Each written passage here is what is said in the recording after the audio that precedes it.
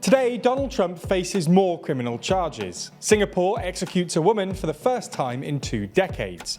July is set to be the hottest month on record, and a man who finally has his rape conviction overturned has to pay for his prison accommodation costs.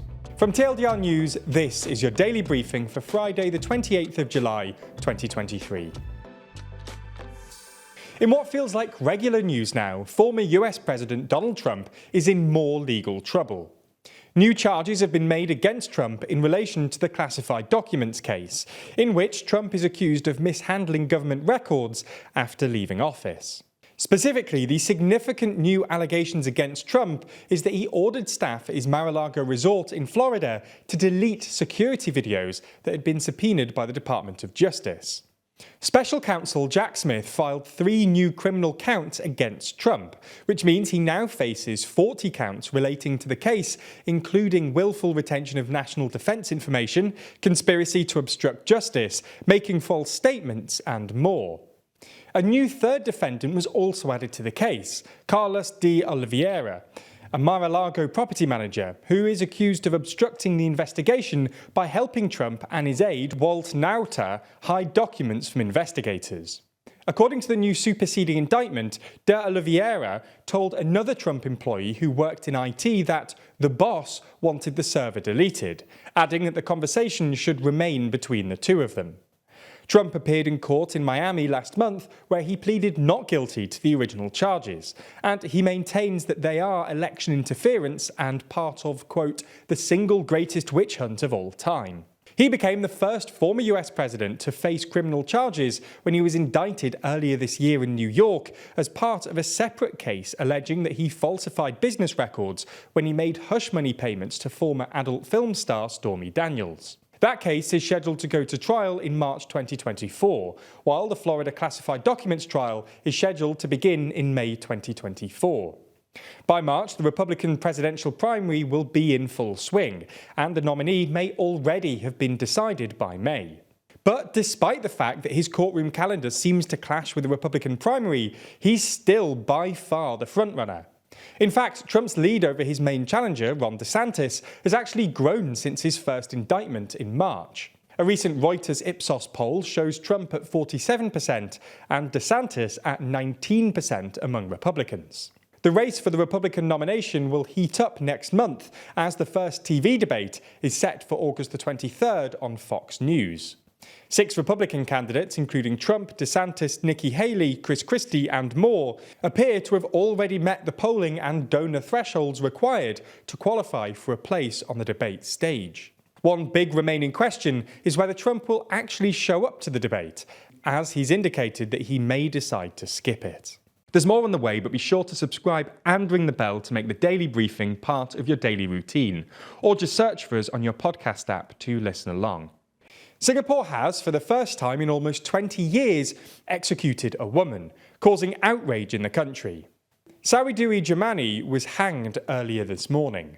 The 45-year-old Singaporean national had been found guilty of trafficking 30 grams of heroin and was, in 2018, sentenced to death. For her part, Saridewi had argued that she was not able to give an accurate statement to the police at the time of her arrest, as she was suffering from drug withdrawal.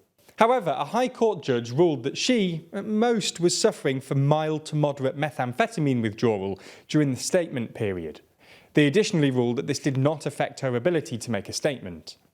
This makes her the first woman since 2004 to be executed. The last woman to be executed was Yen Mei Won, who was also found guilty of drug trafficking charges and hanged. Saridewi is the second person to be executed just this week, and the 15th since the government resumed executions in March this year. They were previously paused for 2 years during the pandemic. Amnesty International said the week had cast a harsh and tragic spotlight on the complete lack of death penalty reform in Singapore. So that's what's been happening in Singapore today. Let's move and discuss what's been happening in relation to climate change. It will likely come as no surprise to many, but scientists have said that July is virtually certain to be the world's warmest month on record. Following a release of data from the Copernicus Climate Change Service, UN Secretary-General Antonio Guterres said, "We don't have to wait for the end of the month to know this. Short of a mini ice age over the next days, July 2023 will shatter records across the board. He added, according to the data released today, July has already seen the hottest 3-week period ever recorded, the 3 hottest days on record, and the highest ever ocean temperatures for this time of year. In the past months, temperatures have been pushed to extremes by heatwaves in large parts of North America, Europe and Asia. Guterres has said that it's been a cruel summer for vast parts of the world, and for scientists, it's unequivocal. Humans are to blame, adding that the era of global boiling has arrived.